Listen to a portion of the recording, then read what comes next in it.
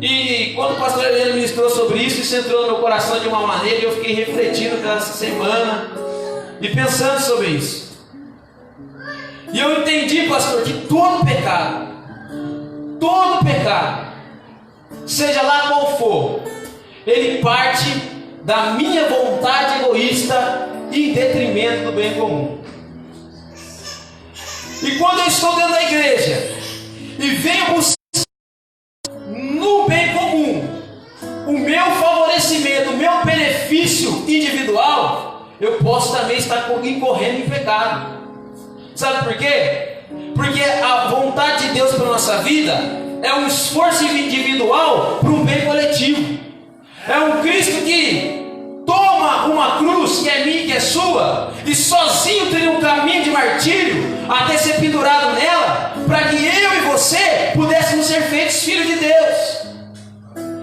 A vontade de Deus fala de um Cristo que vem não falar sobre o que ele queria, sobre o que ele desejava, sobre o que era bom para ele, o que interessava a ele, o que era vantajoso para ele, mas ele veio falar daquilo que o Pai mostrou para ele, daquilo que o Pai revelou sobre a vontade dele para a humanidade. Aleluia. Então ele não vem aqui para ser uma vitrine, para ter a satisfação da vontade dele. Ele vem aqui para ser uma vitrine, para que você encontrasse a satisfação de Deus na sua vida.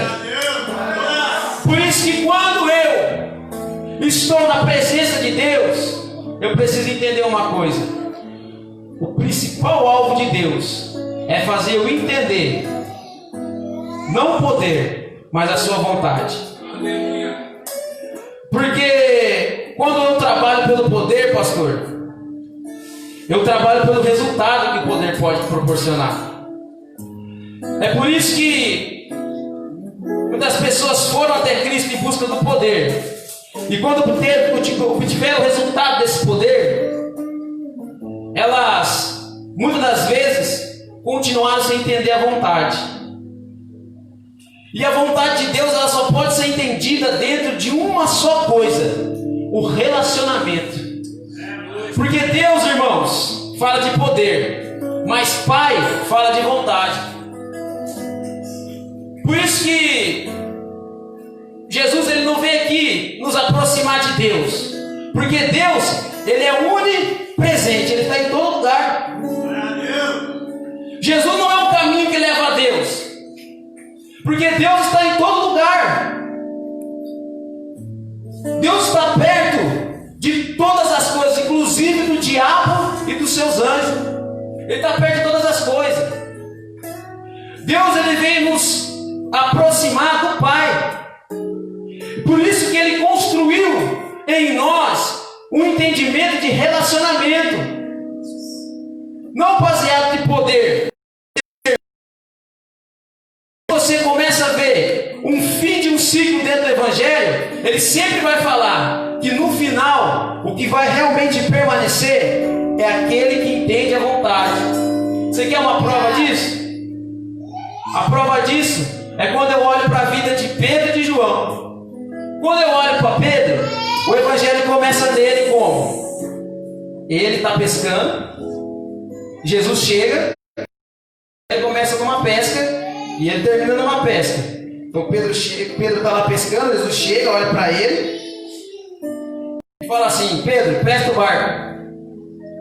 Ele chega lá da pesca, né? Na verdade ele chega da pesca, né, com as redes vazias. Jesus fala assim: Pedro, presta o barco, presta a estrutura, me dá um recurso que você tem aí, para me fazer primeiro o quê? A vontade. Aí acontece o quê? A manifestação do poder. Porque aí Jesus fala: Pedro, agora vai pescar, lança a tua rede. Aleluia. E a rede de Pedro enche. Só que o que acontece? Ela se rompe e o barco de Pedro quase vai a pique, porque ele estava ali sozinho. E aí o que acontece? Ele tem que chamar os outros barquinhos para ajudar ele. Só que no final do ciclo dessa, nós vamos ver a última pesca, aonde eles estão lá no Mar da Galileia. Jesus vai aparecer pela última vez para eles ali. E aí Jesus já está lá na beira da praia, já está com o peixe pronto, com a fogueira pronta, com o pão assado. E aí quando Jesus fala com eles, o que Pedro faz? Ele pula no mar, e o mar fala de separação, mostrando que o primeiro homem, o primeiro ato do encontro de Deus com o homem,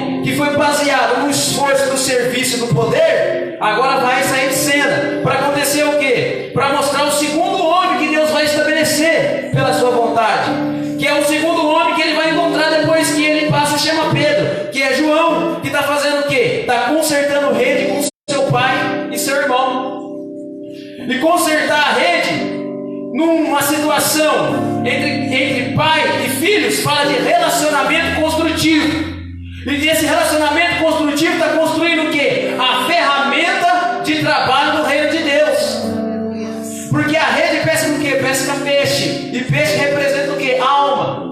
Então nós estamos vendo aqui uma revelação, meus irmãos, de que se eu me desempenhar somente naquilo que o poder pode oferecer, toda a estrutura, todo o recurso que eu tiver na minha mão para mim trabalhar, pode naufragar junto comigo.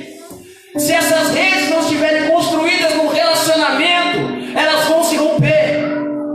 Porque relacionamento é conhecer a vontade de Deus. Porque o caminho que Jesus é o caminho que leva ao Pai. Porque Pai só se conhece no relacionamento e não no poder. Agora um Deus se conhece no poder, porque Ele é onipresente. Isso fala de poder. Aleluia. Quem está me entendendo? Aleluia.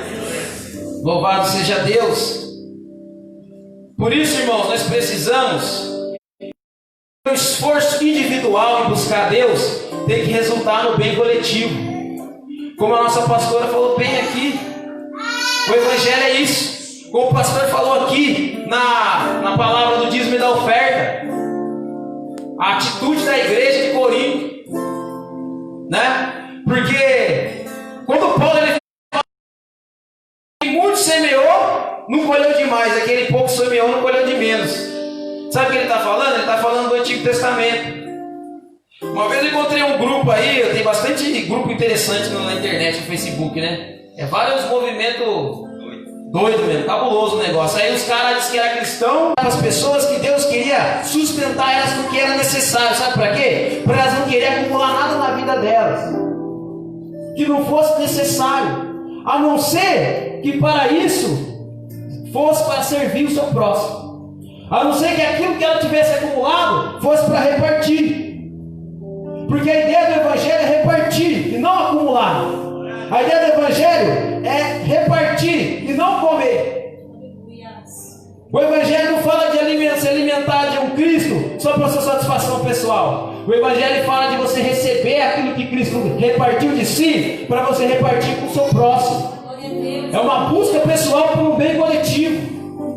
Por isso que Paulo está usando esse exemplo aí. Porque todos aqueles que queriam acumular para si estavam agindo de forma egoísta, estavam agindo na concupiscência da carne, pensando só no momento onde eles viam que para eles era melhor, era mais satisfatório, era mais vantajoso, era mais conveniente acumular o maná. Só que ali nós vemos que Deus está mostrando para eles: não é assim. Você precisa confiar que eu supra a sua necessidade. E que se você tiver condição, você tem que confiar nisso para poder repartir. Porque se você não tiver, você não reparte. Você pensa sempre que vai faltar para você. E o Evangelho fala disso. Porque Jesus está falando assim: ó, vocês vão pedir em meu nome. Mas o que Jesus está dizendo para eles? Olha, no meu nome é me representar. É em meu nome. E o interessante é que dentro de tudo isso, eu começo a ver um Cristo que é um exemplo de quem nega-se a si mesmo para poder que outros venham desfrutar de uma coisa a qual só ele podia, que era ser filho de Deus. Filho de Deus. E ser filho de Deus é ser alguém que está pronto para não olhar para a sua condição momentânea e circunstancial, para poder repartir.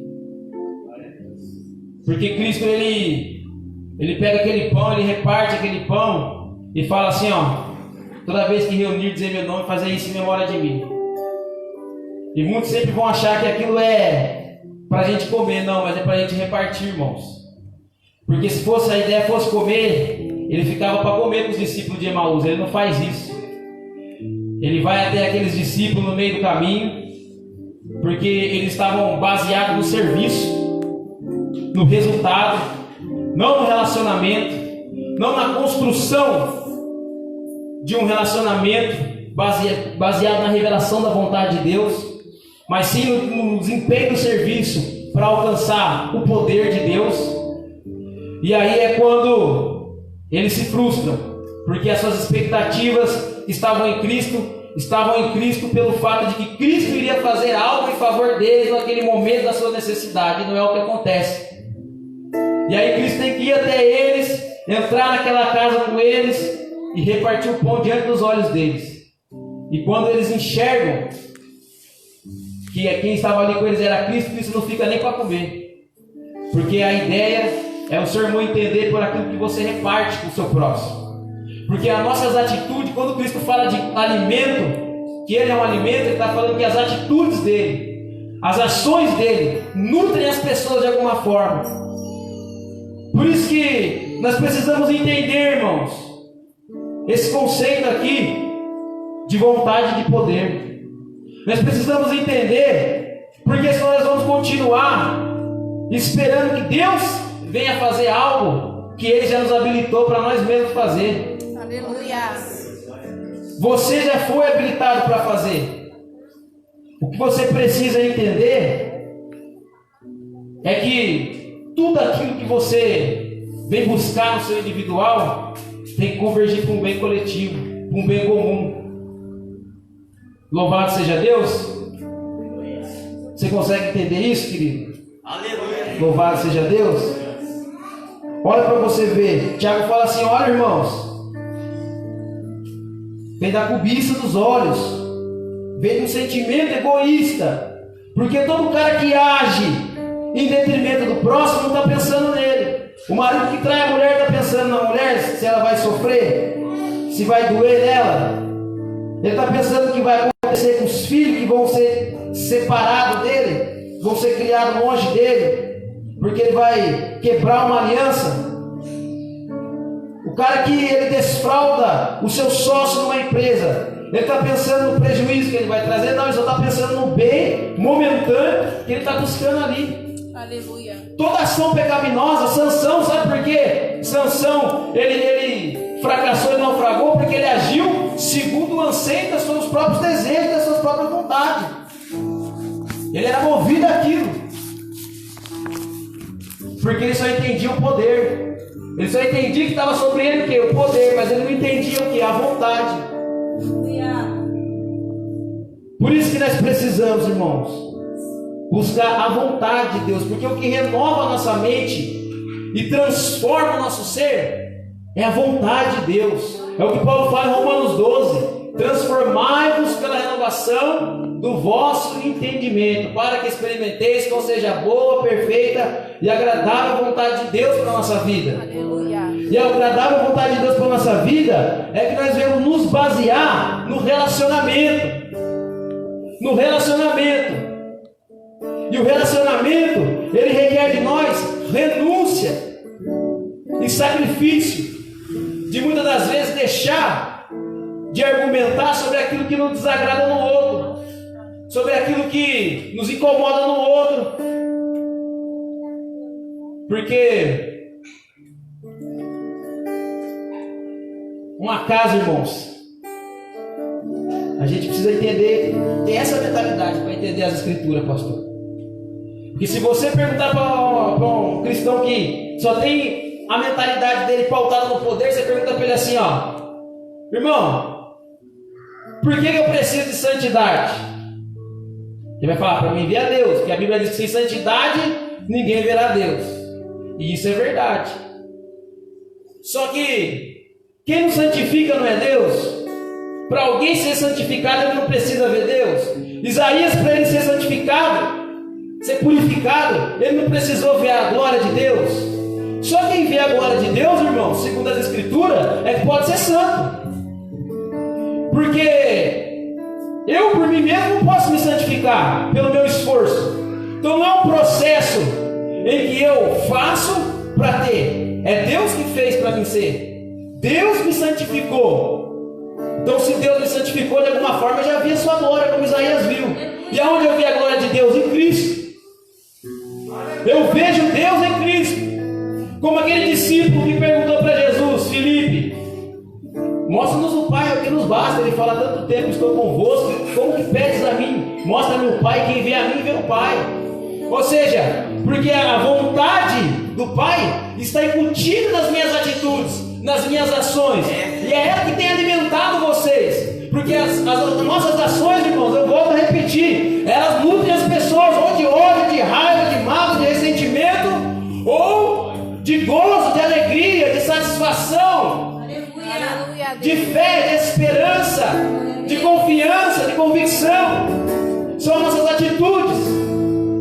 O alimento que Cristo é, o pão que Cristo é as suas ações que nós entendemos e compreendemos pela sua palavra, de renunciar à glória, de renunciar à sua posição, de abrir mão do estado de perfeição para vir sofrer no nosso lugar. E aí, se você pergunta para a pessoa isso daí, ela vai achar que ela precisa fazer um esforço para ver Deus, mas não é. Deus, ele se revelou para o homem, e todo homem que já viu a glória de Deus, já viu Deus em Jesus, é santo. Então não se trata de você buscar santidade para você ver Deus. A santidade que você tem que buscar é para o outro ver Deus. E quando eu sigo essa linha de entendimento, pastor, de que o Evangelho se trata não daquilo que é para mim, mas é daquilo que através de mim vai alcançar o meu próximo, eu vou entender também aquele texto que diz que a casa vazia, limpa e adornada, se não tiver ninguém habitando essa casa, e ela permanecer ali nesse estado, os demônios que estavam ali, os poderes que estavam ali, eles retornam ali com 7 espíritos piores do que ele. E o último estado é pior do que o primeiro. Porque casa, irmãos, fala de nós. Fala de nós. E muitas das vezes nós pensamos que se encher do Espírito Santo é o suficiente, só me encher do Espírito Santo. Então eu vou buscar a santidade, que é a separação, que é o distanciamento das pessoas que podem me corromper, podem me desviar do propósito de ser santo. E eu vou me focar em fazer as coisas para agradar a Deus e Deus me revestir dessa santidade dele. E aí vai dar tudo certo. Não, irmãos. Aonde a presença do Espírito Santo está em plenitude habitando, vai encher, sabe do quê? De gente. Porque aonde Jesus Cristo estava, o que enchia ali? O que acumulava ali? O que aglomerava ali naquele lugar? Gente. E gente cheia de problema, cheia de defeitos, cheia de fraqueza, cheia de dificuldade, cheia de limitação. Sabe para quê? Para que o poder de Deus se manifestasse através da vontade dele na vida de Jesus. Então uma casa vazia, sabe o que é? Uma vida sem gente. Porque quando Deus fala de multiplicar na vida de um crente, ele está com o mesmo pensamento que ele estava quando ele falou para Adão assim, ó: crescer e multiplicar, e ser fecundos, crescer e multiplicar e encher a terra. É encher a terra do quê? De casa, de carro, de diploma na parede? Não, é encher a terra de gente. Então uma casa que é eu e você tem que estar cheia de gente. Porque se você vir para a igreja só para limpar a sua vida, só para botar em ordem, só para deixar ela tudo certinho, para você poder desfrutar de uma vida bem organizada, bem em ordem, sabe o que vai acontecer? Tudo aquilo que te afligia, te atormentava, vai voltar 7 vezes pior sobre você. Porque você precisa deixar gente bagunçar a sua vida, fazer você acordar tarde, fazer você levantar cedo, fazer você muitas das vezes gastar um pouco do seu dinheiro, do seu tempo, dos seus recursos, porque o propósito da vontade de Deus é que sejamos edificados uns sobre os outros. Louvado seja Deus. Meu tempo já acabou, irmãos. Outra hora eu venho aqui e prego mais sobre isso, amém? Louvado seja Deus. Quem entendeu isso no seu coração, dá glória a Deus aí. Então, meu irmão,